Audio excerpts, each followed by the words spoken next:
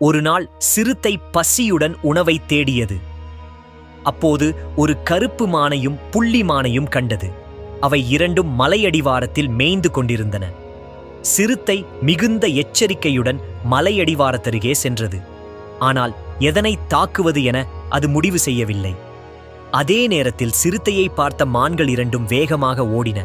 பிறகு அவை இரண்டும் ஒரு இடத்தில் இடது வலது பாதைகளில் ஓடின. சிறுத்தை அந்த இடத்துக்கு வந்தது. எதை துரத்தலாம் என்று தயங்கி நின்றது. பிறகு, சரி, கருப்பு மானை துரத்தலாம், அதன் இறைச்சிதான் சுவையாக இருக்கும் என்று முடிவு செய்து கருப்பு மானை துரத்தத் தொடங்கியது. ஆனால் அதற்குள் அது தொலைதூரம் ஓடிப்போய்விட்டது. உடனே சிறுத்தை, அது வேகமாக ஓடக்கூடிய மான், அதை பிடிக்க முடியாது, பசி வேறு அதிகமாகிவிட்டது, சரி, புள்ளிமானை பிடிக்கலாம் என்று தீர்மானித்து மற்ற பாதையில் ஓடியது. ஆனால் புள்ளிமான் எப்போதோ பஞ்சாய் பறந்துவிட்டது. முக்கியமான நேரத்தில் முக்கியமான முடிவை விரைவாக எடுக்க வேண்டும்.